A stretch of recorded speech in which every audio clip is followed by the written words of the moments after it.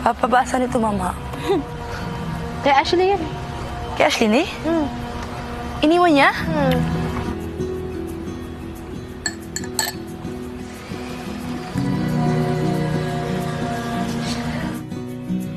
Siyempre pag work.